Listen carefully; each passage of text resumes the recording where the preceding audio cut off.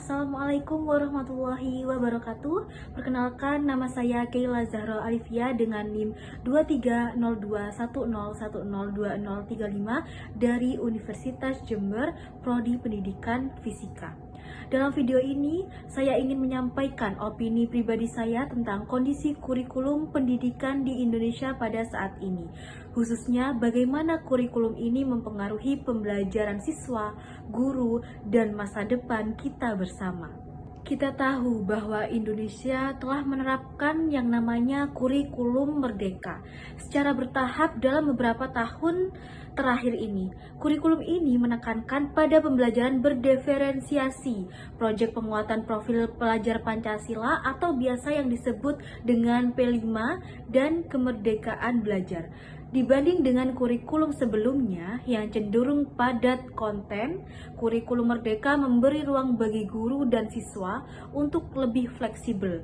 Guru bisa menyesuaikan metode dengan kebutuhan murid, siswa bisa mengeksplorasi minat lewat dengan proyek yang telah diberikan.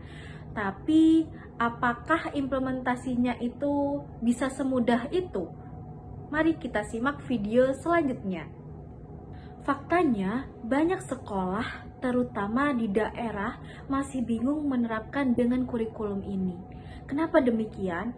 Bukan karena tidak ingin berubah, tapi karena fasilitas tidak mendukung, pelatihan guru belum rata, dan akses teknologi yang terbatas. Bayangkan, apabila guru diminta membuat pembelajaran berdiferensiasi, tapi jumlah siswanya 40 orang per kelas dan alat peraganya tidak ada. Nah, atau siswa diminta buat proyek, tapi tidak ada dukungan infrastruktur, bimbingan, atau bahkan waktu yang cukup di sekolah. Nah, hal ini menunjukkan bahwa kurikulum bagus saja tidak cukup. Kita butuh ekosistem pendidikan yang mendukung secara nyata.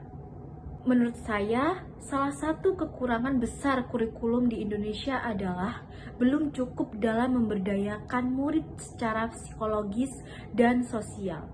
Mengapa demikian? Kita masih terlalu fokus pada nilai ujian dan target akademik. Sementara siswa menghadapi tantangan kesehatan mental, krisis identitas, dan tekanan sosial yang besar. Kurikulum seharusnya lebih dari sekedar apa yang diajarkan, tapi juga tentang bagaimana siswa bisa tumbuh sebagai manusia, berpikir kritis, punya empati, tahu cara hidup, dan siap menghadapi realita. Saya sangat mengapresiasi semangat perubahan yang dibawa kurikulum merdeka. Tapi kita juga perlu, pertama, memberikan pelatihan dan dukungan nyata untuk guru. Kedua, membangun kolaborasi antar sekolah, orang tua, dan masyarakat. Ketiga, menyediakan sumber daya dan infrastruktur yang merata. Keempat, mengintegrasikan pendidikan karakter dan kesehatan mental dalam pembelajaran. Dan yang paling penting adalah mendengarkan suara para murid-murid karena mereka bukan robot penghafal, akan tapi mereka manusia yang sedang tumbuh. Kalau kita berbicara mengenai kurikulum, kita juga harus bicara soal keadilan pendidikan. Banyak murid-murid di kota besar mungkin punya akses ke sekolah swasta yang sudah menerapkan kurikulum dengan fasilitas yang cukup lengkap. Akan tetapi, di pelosok masih ada murid yang belajar di ruang kelas berdinding kayu, tanpa internet, bahkan tanpa guru tetap.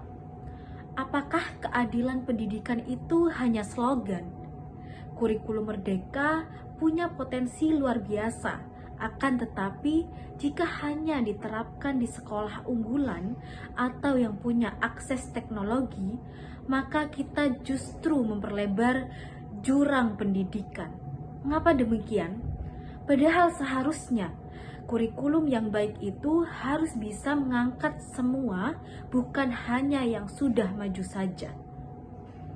Kalau kita bandingkan dengan beberapa negara lain seperti Finlandia, Jepang, atau Singapura, mereka juga mengalami banyak revisi kurikulum, tapi yang menarik adalah yang pertama, Finlandia menekankan keseimbangan belajar dan istirahat, tidak terlalu banyak PR, tidak banyak ujian, tapi hasil belajarnya tinggi.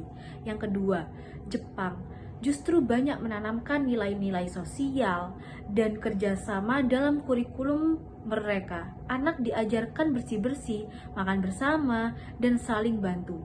Yang terakhir yaitu Singapura, sangat menekankan riset dan adaptasi teknologi. Akan tapi juga harus merevisi kurikulum berdasarkan kebutuhan di dunia kerja. Artinya, kurikulum bukan soal rumus atau materi pelajaran, tapi soal filosofi belajar itu sendiri. Dan itu yang harus terus dikaji di Indonesia ini. Sebagai mahasiswa seperti saya sering merasa bahwa kita diajarkan banyak sekali hal, tapi kadang tidak tahu untuk apa. Kita hafal definisi tapi lupa maknanya, kita kejar nilai tapi lelah secara batin. Saya percaya kurikulum yang baik adalah yang membuat siswa merasa berdaya, bukan tertekan. Kurikulum yang memanusiakan, bukan menstandarkan secara kaku.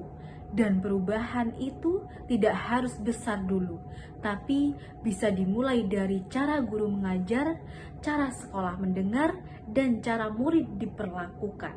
Kalau saya boleh jujur, saya tidak berharap kurikulum diubah terus-menerus. Akan tapi, saya berharap perubahan yang dilakukan itu benar-benar melibatkan suara dari bawah, dari guru, dari siswa, dari orang tua, bukan cuma dari ruang rapat saja. Mungkin saya bukan siapa-siapa, tapi sebagai bagian dari generasi penerus, saya cuma ingin pendidikan di Indonesia menjadi sesuatu yang membuka jalan hidup, bukan membebani hidup. Pendidikan yang bikin kita percaya diri, bukan merasa kecil. Karena pada akhirnya, kurikulum hanyalah alat saja, dan yang paling penting bukan kurikulumnya, akan tapi apa yang kita perjuangkan lewat pendidikan itu sendiri. Jadi, dari semua pembahasan ini, saya ingin menegaskan, kurikulum merdeka adalah langkah maju, tapi belum cukup. Kita butuh sistem yang inklusif, adaptif, dan berpihak pada murid. Baik dari kota sampai desa, dari sekolah unggulan sampai yang tertinggal. Karena pendidikan bukan soal siapa yang paling cepat lulus, tapi siapa yang benar-benar mengerti untuk apa mereka belajar. Terima kasih, semoga opini ini bisa jadi bahan refleksi untuk kita semua. Mohon maaf apabila ada kata-kata yang salah yang dengan apa yang telah saya ucapkan.